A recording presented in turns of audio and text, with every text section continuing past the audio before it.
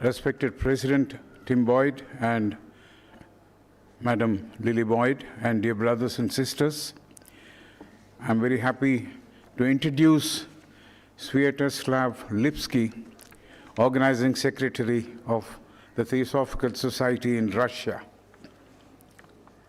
We know each other because I had an occasion to participate in the program which he was conducting, and he was the translator of my speech, so that way I know him quite well. And Svyatoslav Lipsky was born in Moscow, Russia in 1982.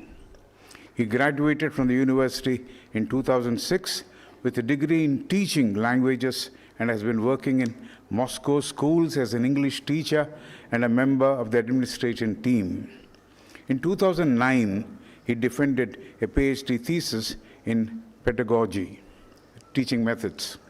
He has been studying the theosophical literature since 1999 and attended his first TS meeting in 2009. In 2012, he started the work of creating the website www.theosophist.ru, which is mainly devoted to the life and works of H.P. Blavatsky and provides free access to these and other valuable texts translated into Russian. He is deeply interested in the writings of HPB, the Mahatma letters, Buddhist philosophy, and meditation practices. He enjoys art, especially drawing portraits, and listening to music in his spare time. Svyatoslav has been a member of the Theosophical Society Adyar since 2019, a speaker and interpreter at different conferences. He is currently president of the White Lotus Lodge of the Theosophical Society based in Moscow. Since 2024, organizational secretary of the Theosophical Society in Russia. Svyatoslav. He will talk on inner unity and healing for future humanity. Svyatoslav.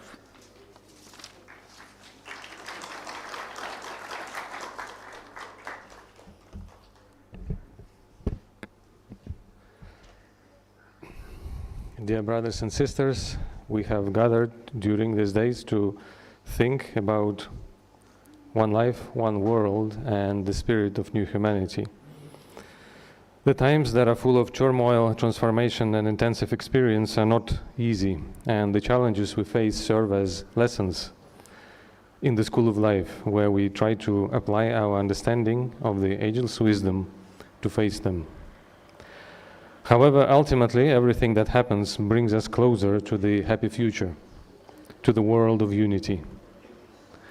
On that path that we travel together, victory will be ours, because this is the direction in which evolution itself goes. Unity and oneness are at the same time the starting and the final points of the necessary evolutionary pilgrimage. Love is the energy of unity. It seems that everything that comes with love, everything that has love as its essence, like genuine care about other people and living beings, support, compassion, and so on, all comes as a breath of unity. Like the one supreme reality is unmanifested, unspeakable, and unknowable, but we perceive its presence in the laws that shape our world, so love is the manifestation of oneness, its doorstep, its presence in the divided world that passes through the necessary evolutionary journey, through the experience of separation. So love in all its forms is at the same time the guiding light, showing us the direction where unity lies, and the reward for us when we take successful steps in that direction. We take these steps in our lives as individuals and as collectives and groups, the Theosophical Society being one such collective whose founders and to some extent members have recognized this and set universal brotherhood as its first object. Then essentially all efforts and all the works of all Theosophists, from the Masters of Wisdom to all of us who genuinely try, all efforts are directed towards greater unity and so to greater love in all its elevated manifestations. Every day, the karma of our humanity keeps flowing. With every rotation of the globe, time brings us closer to the bright future where unity will be manifested on a new level, much greater than everything that we can see today, and greater even that we try to imagine. In this book of life, in this story written by our collective karma, every rotation of the globe around its axis is a line, and every revolution around the sun is a page. We are taught that, as in everything else, this book has 7 great chapters, 7 evolutionary versions of humanity. The 5th chapter of this great book is being written now, and it is being written by us. The greatly inspiring documentary One Fire that we have watched together provides some important examples of our united impact as theosophical workers. And I would like to mention, in connection with this, a phrase from a letter of a Master of Wisdom to Synod that I find very impressive and interesting. The Mahatma seems to clearly link the activity of the Theosophical Society in a country with the psychic evolution of that country. The letter written in 1884 says, "As things were, the London branch was but vegetating, and the vast possibilities of psychic evolution in Britain were completely untried." That seems to indicate that we are responsible for advancement of our humanity and highlight the extent of this responsibility. In her article, The New Cycle, H.P. Blavatsky gives powerful hints at the urgency of such advancement, because the time has come, as she reveals, for the great cyclic return of the rising tide of mystical thought in Europe. And because of the great intellectual and psychic crisis that is coming in connection with it, and because of the choice that each and everyone will have to make on their path. Therefore, in our countries, as well as altogether in our world, we certainly have the potential for making a great impact. The power of the ideas that Theosophy brings more than compensates for a modest number of members as compared to the world population. And we will make this impact if we do our work, the work of our minds and hearts. What is this work? Can we help unity if we do not have it as experience inside us? Most likely not, and yet unity is our true nature. Already now and here we have all that we need. We can repeat after Thich Nhat Hanh, "I have arrived, I'm home."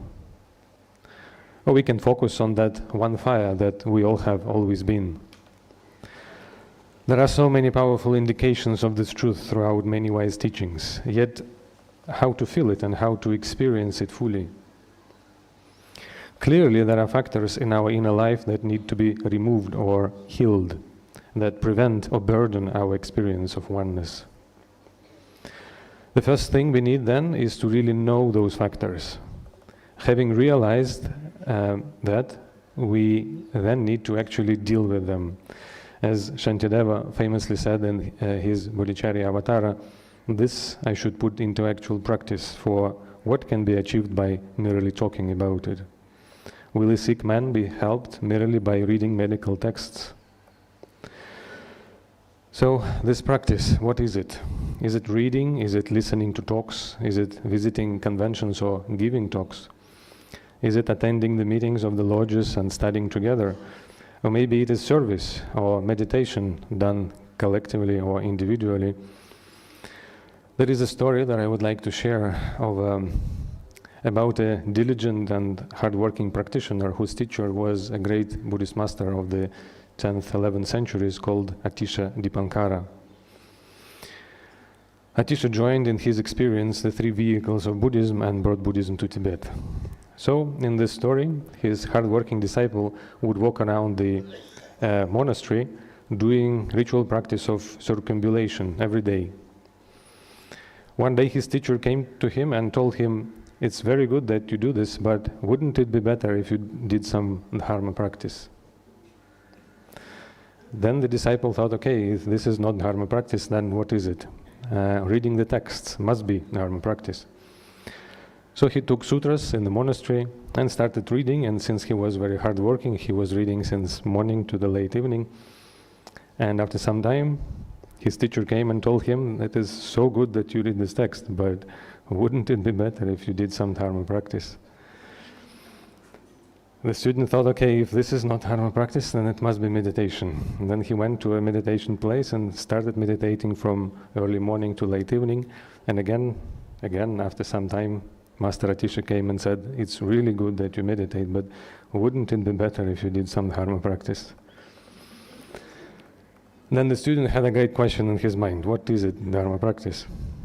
And the answer to that question was that any of that and anything we do may be and may not be dharma practice. We can be practicing in any way, but if it does not work on our destructive negative emotions, the habits or poisons of our mind, it is not dharma practice. All of these ways are methods to do it and to transform our way of being. If they help it and make it happen, then it is dharma practice. Anything can be such method, daily work, simple acts of service, whatever we do. If we actually help our mind to purify and diminish its negative qualities, then what we do is actual dharma practice. And if not, then it would be like putting a target in the east and shooting the arrow to the west. It would not work. And so it seems that we would benefit greatly, and the whole world would benefit if we study deeply this science of mind in the Eastern kind of understanding, not just intellect, but the entire inner area of our experience. If the mind is said to be the forerunner of all things, then the science of mind must be the forerunner of all sciences. We need to understand how to transform ourselves, our negative emotions and reactions, remove the obscurations of mind and purify it. Realizing it in practice is like taking the medicine. The practice which really helps us do it better is the better practice for us. It helps us heal our mind and strengthen the link of our personality with our true self. It helps the unity to be manifested and experienced inside us. The Tibetan Lamrim, the great treatise on the stages of the path to enlightenment, says that for this effort to be successful, we need to know these negative inner factors. We need to also know why these clashes, as they are called in that system, are harmful to us. And in fact, it seems that there is no other cause to our suffering and no other obstacle to the unity inside us or in the world that we live in. If we truly know their harm, we can truly have the motivation to remove them. If we know where they come from and one strengthens them, we can deal with them. We cannot take garbage out before we locate where it is in our house. We can certainly feel it if it smells, but we need to find it before we can throw it out. So these factors need to be really known very well to us, and if anything is in our interest, this is. I believe that a person who devotes time to studying the negative factors of their mind and of all human minds by extension will devote their time to something that is truly important, which will enable them to become capable of healing illnesses of mind, psychic illnesses of the minds of humanity. That can be the most valuable thing to do if it's done earnestly and effectively. So an important part of the science of mind is identifying and learning these afflictions, then learning why and how they are harmful, what and how contributes to their growth and strengthening, and what and how contributes to their diminishing. Then putting that into practice. And that, it seems, is essential. This way can lead us to inner unity and healing for ourselves and for the future humanity. And of course, if at the same time we can make an effort during our inner practice to develop positive qualities of our mind by thinking about and feeling loving kindness, compassion, sympathetic joy, gratitude, and so on, then we have a very good chance for happy life, inner peace, success in all good areas of human interaction, and what is very important for us, in our theosophical work as well. Because it seems that nothing else but these inner factors of the members of the theosophical collectives have prevented us from time to time, here and there from happy coexistence, united study, service, and flourishing. If we do it, we will help to move forward the psychic evolution of our humanity. Growing love in all its manifestations will be the sure sign of healing. And in this regard, we can also remember from the conversations on occultism that Kali Yuga can be especially beneficial for spiritual development of a disciple, because the effects follow actions very quickly, and a lot of good can be achieved in much lesser time. But there is a condition. What is that condition? The disciple needs to sincerely love their fellow human beings. We need to transform ourselves, becoming more helpful, stronger, and purer. That, it seems, to be our task, and it is how we bring ourselves closer to a more united world, with every passing day and with every word manifested in the book of karma. The cycles will still need to run through. The number of pages in the book of karma will need to be filled with words, but each phrase and the story as a whole can be happier. So let us make a sincere effort of changing ourselves. Many things are not in our hands, but these are. And this is all that is needed. That, I believe, we should do in practice for our own sake and for the good of all living beings. For what can be achieved by merely talking about it? Will the sick man be helped merely by reading medical texts? So with the pure and selfish motivation of helping everyone, of seeing the suffering of dear living beings around us diminish, let us do it, and let's be happier individually and all together. Thank you.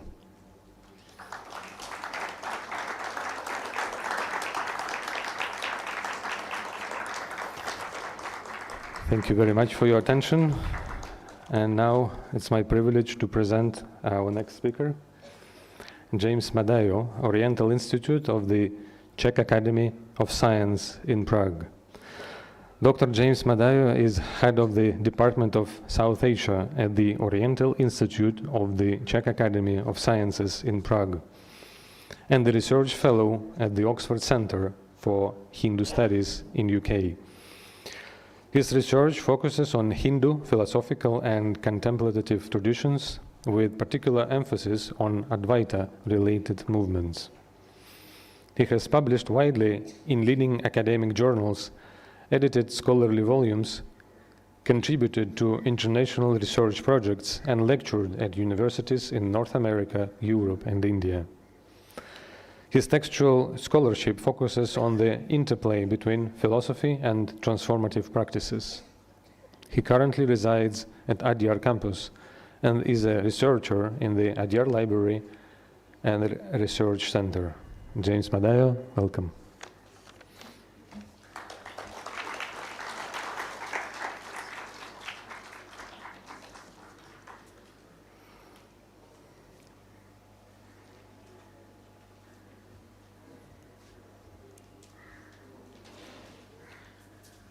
Great. Mr. President and delegates, thank you so much, and thank you for this kind introduction.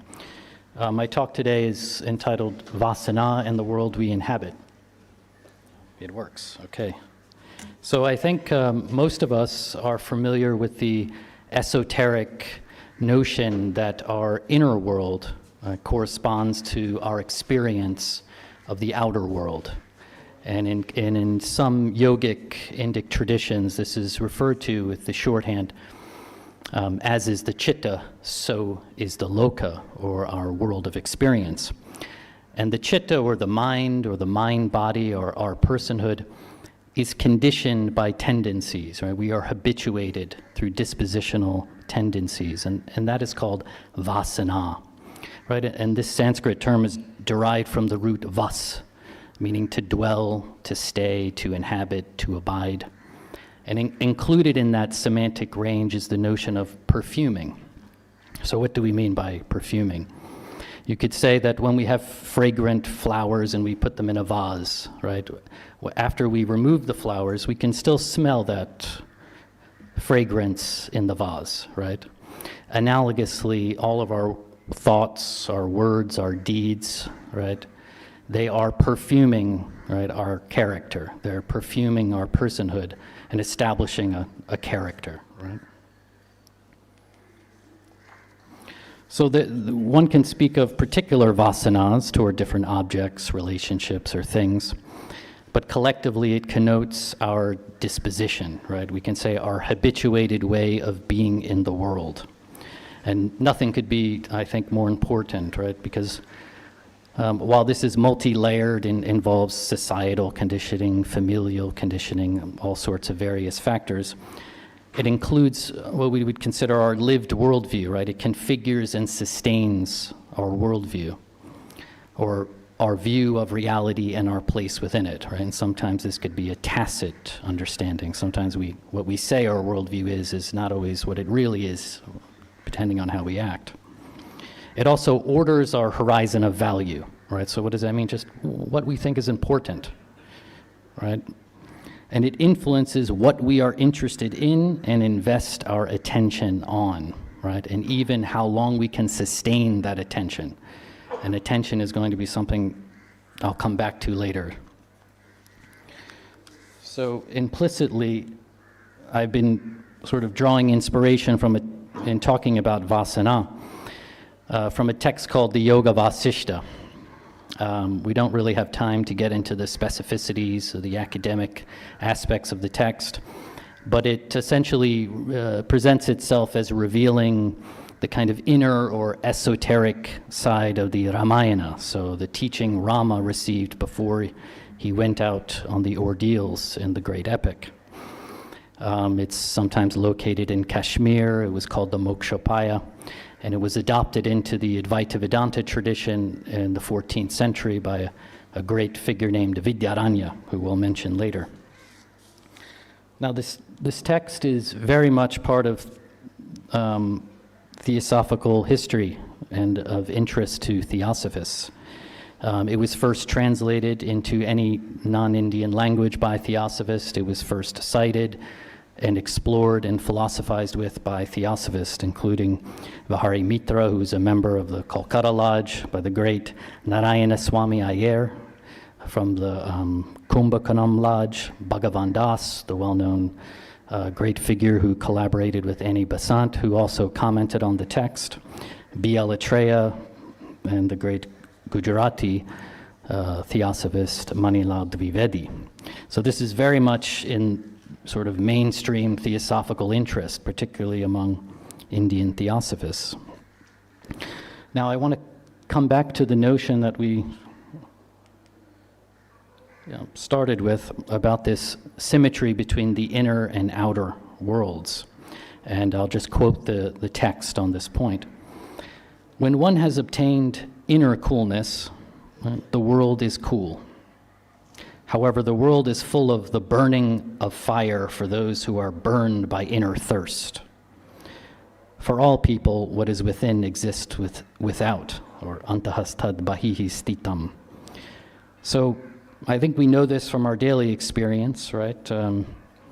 If I'm calm, or if I'm in a calm and patient mood, the world feels accommodating, right? And when I'm not, it doesn't, right?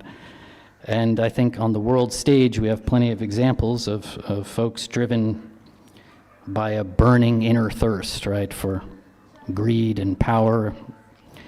And for them, the world is a resource to be exploited, right, because desires like that can never be satiated, right? So that burning inside is translated to burning outside. But when we talk about inner coolness, right, and these types of attributes, we're talking about our condition, right? So that inner-outer relationality, all right, that HPB refers to as the Hermetic axiom, or at least one portion of it, rests here, in this context, on Vāsanā, right? It is our inner conditioning, right, that corresponds to our experience.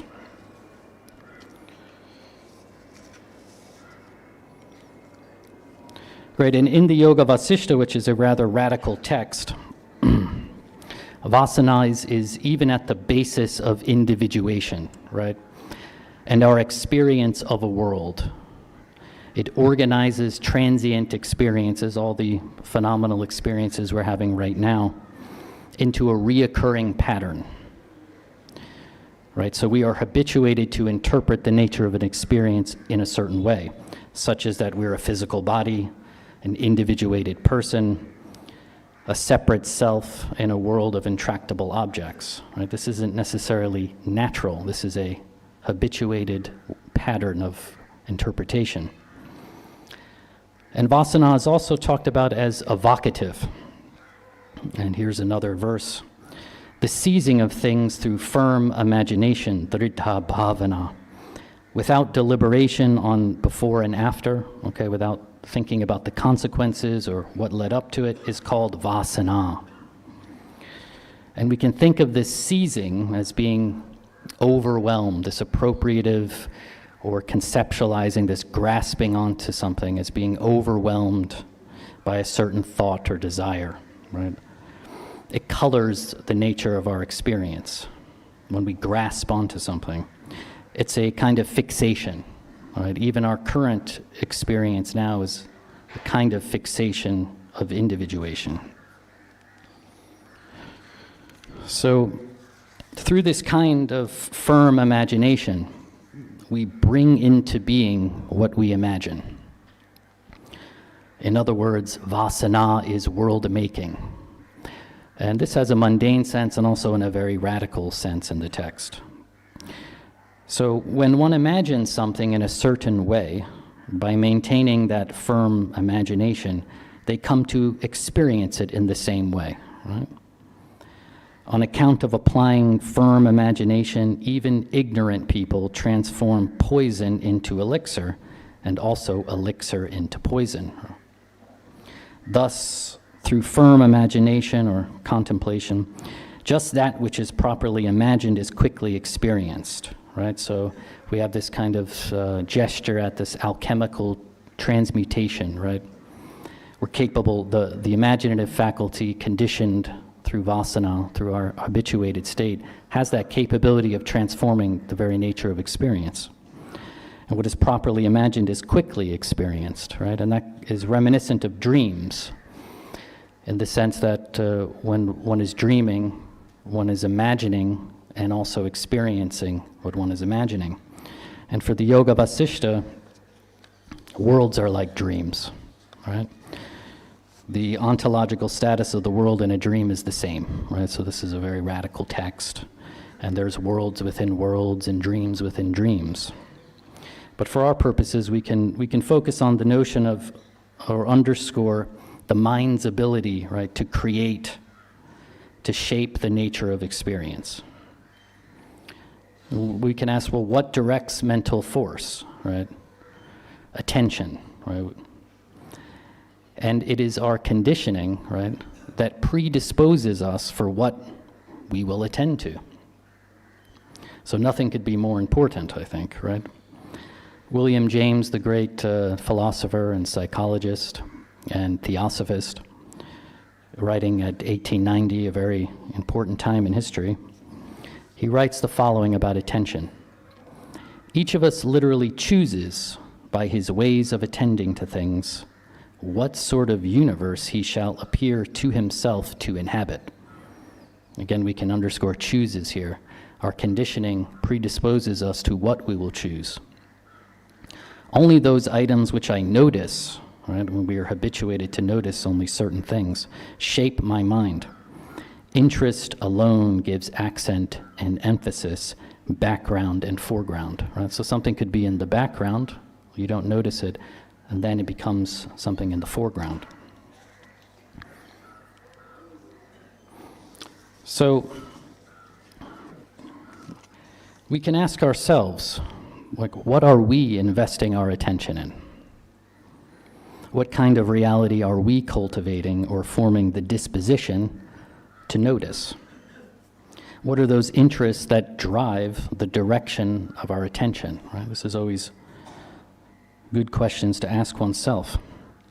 For interpreters of the Yoga Vasishta, like Vidyaranya, this great Advaita Vedantin from Karnataka, the highest pure Vāsanā that we can direct our attention to or cultivate is Chinmatra, right? Which is pure consciousness or consciousness only, right? And we could describe it using the language of HPB as the omnipresent, eternal, boundless, and immutable principle, right? The principle of what? Of swaprakashatva, of the self-luminosity of consciousness, which is the ground of all things, the being of all beings. Vidyaranya speaks about how the spiritual path, what he calls the moksha marga, essentially colonizes Vāsanā, so that the spiritual path and all of its facets and disciplines puts us in a state of being ready to see, right, to being ready to recognize. And it eventually, right, this reality bursts forth, he says, as apparent. And this is something that is apparent because it is always already there, right? It is not something newly attained.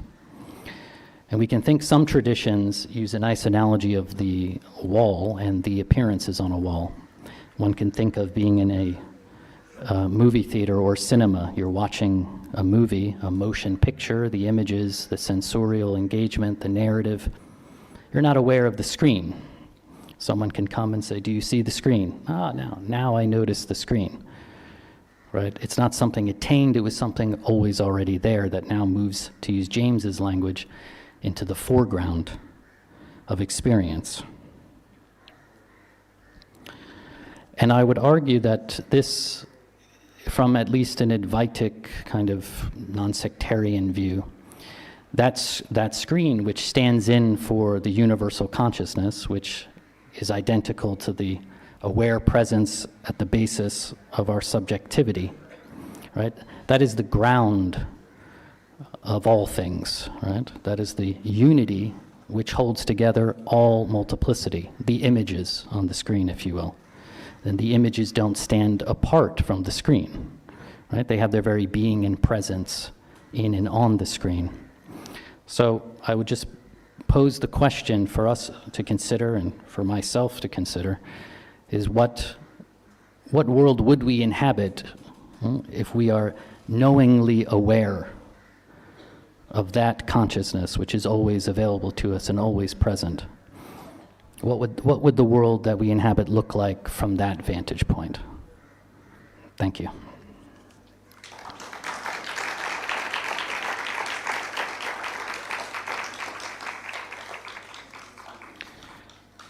And I have the distinct pleasure and honor of introducing our next speaker, Mr. N.C. Krishna, who is the international speaker of the TS and national lecturer of the Indian section.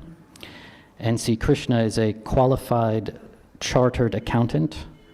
He worked in the corporate world in India as a CEO and CFO. He joined the Theosophical Society in 1966 as a member of the Vāsanā Youth Lodge, Adyar. He has spoken at the international annual conventions on a number of occasions in 1969, 1975, and 2018. He trained in public speaking. He was trained in public speaking by Miss Ayanth Hoskins. N.C. Krishna was brought up in the international headquarters, Adyar, by his grandfather. Brother N. Sri Ram permitted him to stay at Adyar. He has interacted and learnt theosophy from stalwarts like Brother James S. Perkins, Miss Joy Mills, Miss Bridget Paget, Brother N. Sri Ram, Miss Radha Bernier. He also learnt about theosophical life by observing his grandfather, who is his inspiring mentor, guide, and philosopher. And he will be speaking on the all-pervading oneness.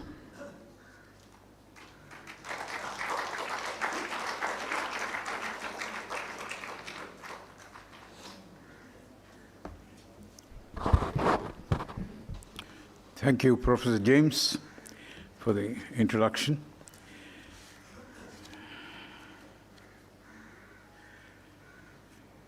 I have chosen, the time being 15 minutes, the easiest question to answer, because that's how I was trained when I was writing my examinations for the chartered accountancy. So, dear brothers and sisters, the all-pervading oneness is something which we have talked all through this convention. And I will share humbly some of my ideas which I have noted down over a period of time ever since I gave my consent to Madam Catalina to participate in this mini talks. I will start with a quote used by Madam Blavatsky in her Secret Doctrine. She says, "Error runs down an inclined slope, while truth has to laboriously climb its way uphill." She says, error, it's a quote. It's not her statement, it's a quote used by her at the top of the introduction.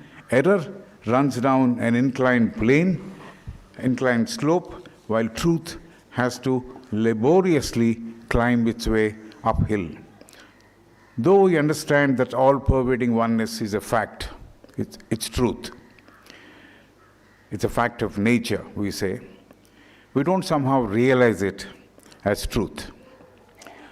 We hear about oneness, we talk about oneness, we make statements about oneness, but we find it difficult to accept that as a truth. It requires first efforts and exercising the mind in the right direction. It has to be done diligently, studiously, and continuously.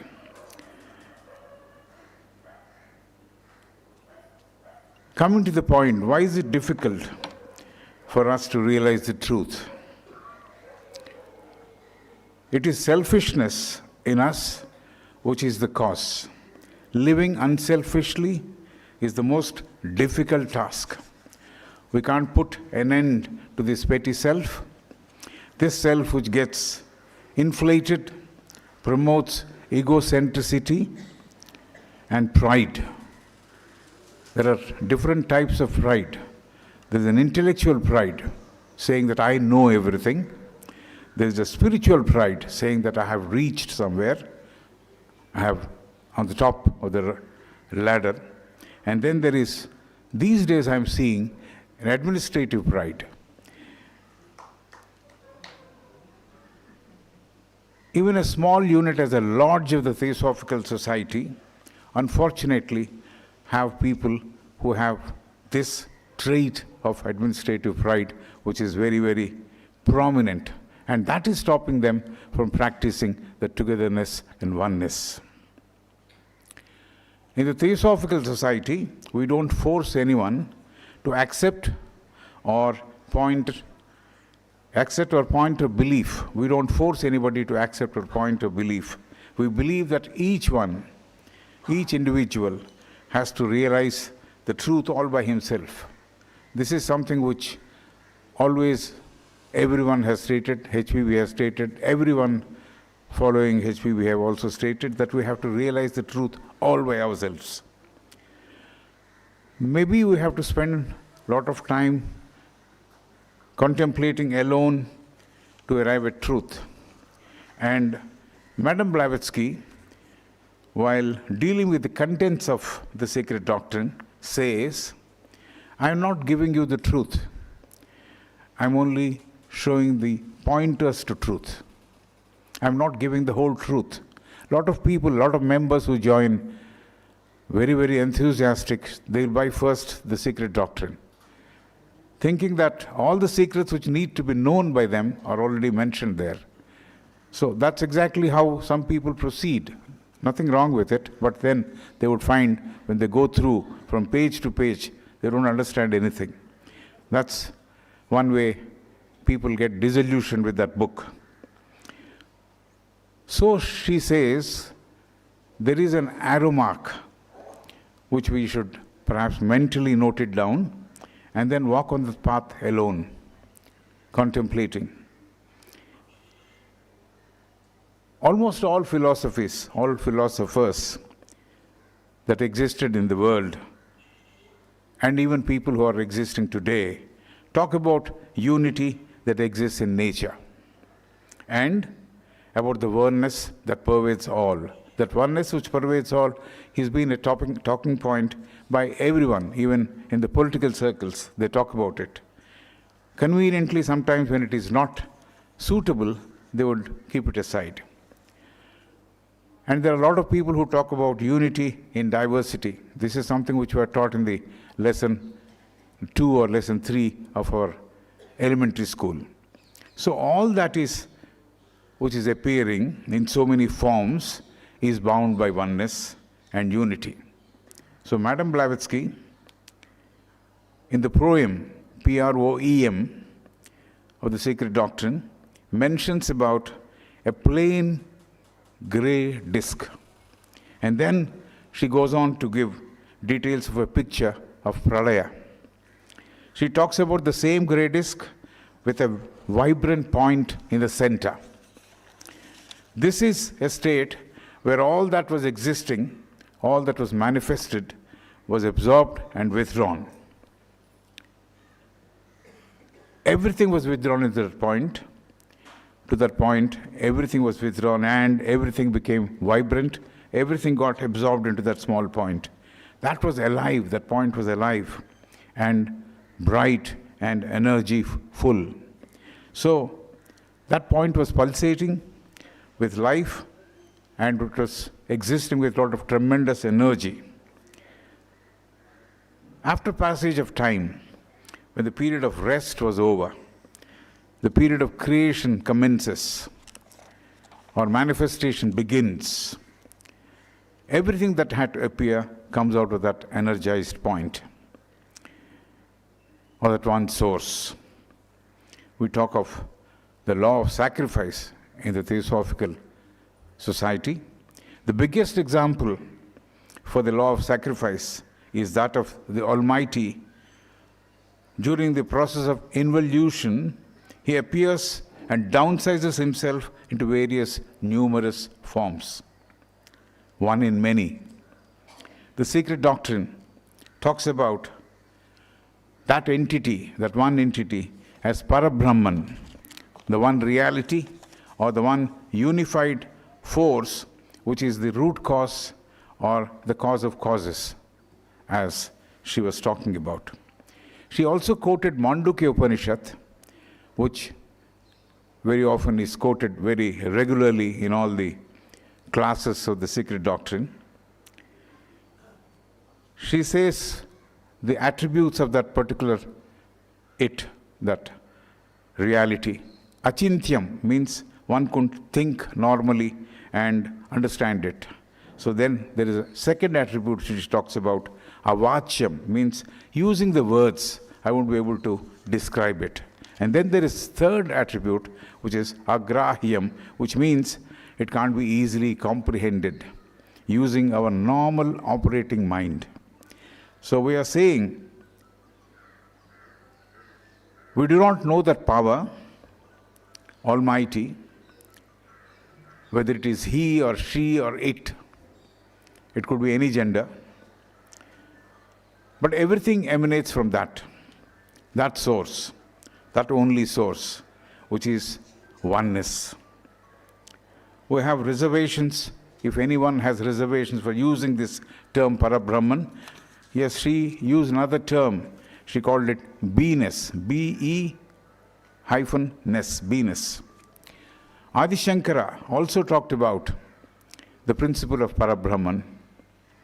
Adi Shankara says, Parabrahman is the only truth. Rest of it is all Maya. It is illusion, he said. Adi Shankara also said, the individual self is Brahman.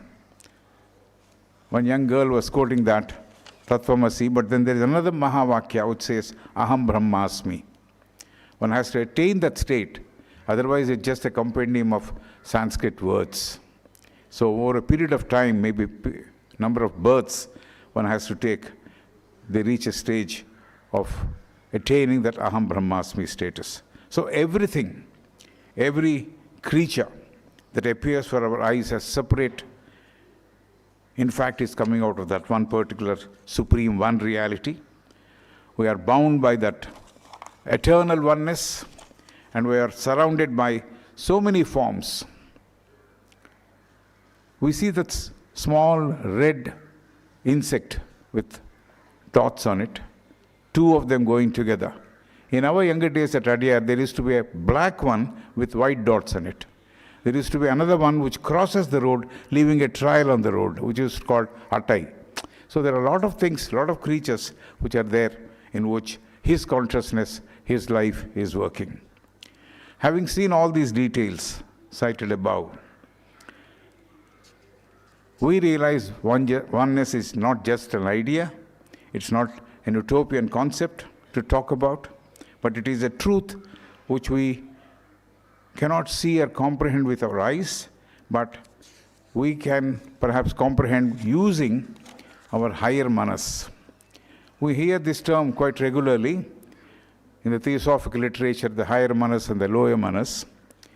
The higher manas is the fifth principle, and that gives us a fair chance of grasping or seeing the semblance of truth. I won't say the entire truth is visible in one shot, but when one practices to be in that higher realms, perhaps he has a semblance of truth.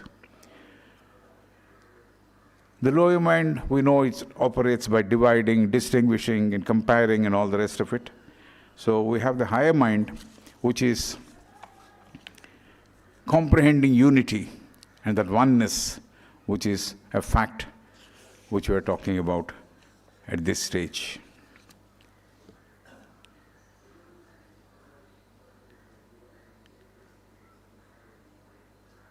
Oneness that is pervading all around us can be realized only when one moves away from the lower mind. This is something which we have to remember very quickly and realize it as a must. Oneness that is pervading all around us can be realized only when one moves away from the lower mind and decide to work with the higher manas diligently.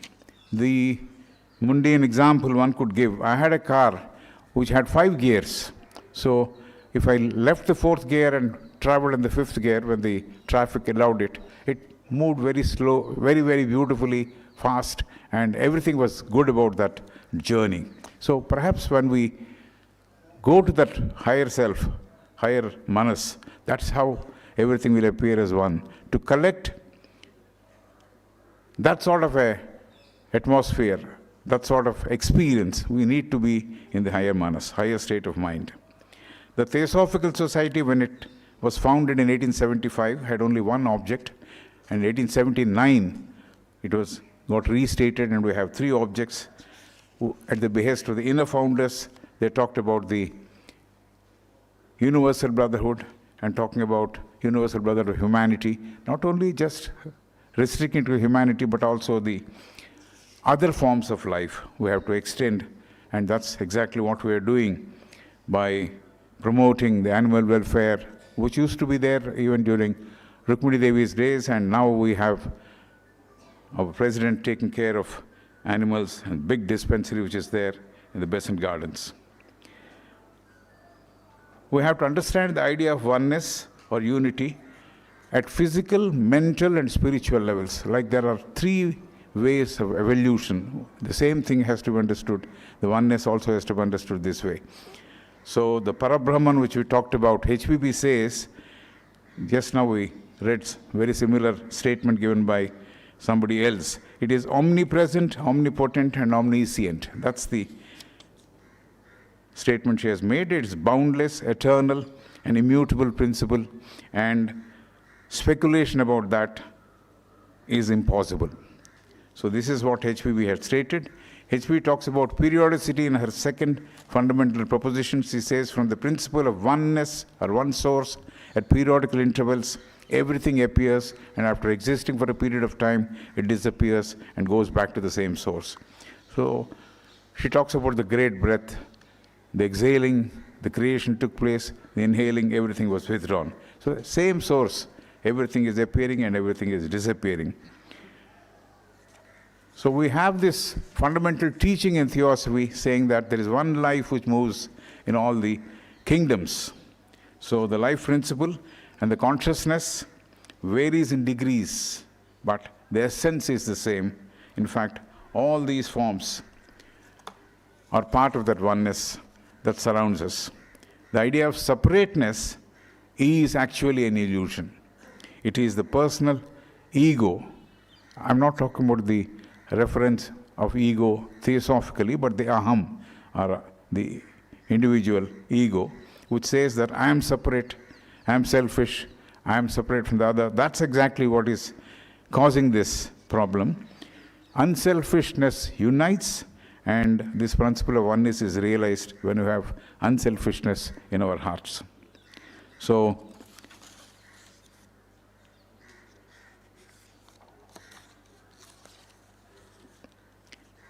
there are a couple of examples I could give of people who actually practice this oneness. There was a lady, landlady's mother, who used to walk in the rose garden which she has developed for 2 hours every day, 2 hours in the morning every day. She would give those rose plants good water, and she would use only the bore water for her consumption. That is how she was taking care of those rose plants. And she was cajoled, request all the rose plants, why are you not giving a flower today? And the next day, that particular plant will give 2 flowers, not 1. That sort of a love she had towards those. And there were 2 roommates here at Adyar, very close to the theatre, Vasant Vilas, Madam Bridget Paget and Mary Citroen. They were living with a snake. And snake was all over the place. They didn't have any fear because they didn't find that snake was something different from them. It was part of them, is what they thought. So they lived with that snake, and Citroen wrote an article in the Adyar newsletter. And then another person, very interesting person, he's not a member of the Theosophical Society. He lives somewhere near my residence at Hyderabad. He wouldn't even kill a mosquito. I asked him why it's biting and so many mosquitoes are there on you. He says, can you produce a mosquito? I said, no. Then how can you kill a mosquito? He won't even wave it off. He would still bear all that pain. That sort of a persons are also there. People there are who live with this, lesser brothers of ours. And there are a lot of people. My grandmother, in fact, used to talk to a crow. Every day a crow used to appear. She would talk to it. Why have you not come early enough? Why? Here is the food for you. And she would share whatever she had with all the lesser privileged people who used to come and perhaps clean the nalas or whatever. They used to come, and the domestic help who had about 5 children. We were 5. She used to take care. And other 5 children also she used to feed them. And with whatever meager resources she had the ability to share. So there are a lot of people who have lived with that oneness, love, and affection. And this is how we have to perhaps realize this oneness in our heart. So in giving, there is oneness. In taking, there is no oneness. So selfishness, oneness is not there. Unselfishness, if you are sharing with everybody, there is a lot of oneness which you could realize, which is all pervading. I'll take 2 minutes. How can we live a life backed by this principle of all-pervading oneness? Learn to live with the help of the higher mind, which I have talked some time back. Live consciously, unity there. Live with compassion and kindness, actually living, checking whether my actions are all right. In the evening, before sleep, perhaps will lead us to living with kindness. It will help us to live with kindness. Serve other forms of life. Live with other forms of life, with service as motto, and do service and walk away from that place thanking the opportunity that was provided to you. Live with wisdom, acquired through study, contemplation, and meditation. And use the wisdom as a light, as a torch to lead one's life. Eschew spiritual, intellectual pride. I believe administrative pride is not easy to go. Once you get a power, I think that comes automatically. If power is given to you, use that power as an instrument to serve and not to feel that I'm special. So, nothing comes with you except good deeds. So, live good and do good, and that's exactly the reason why you should live and realize the oneness which pervades us all. Thank you.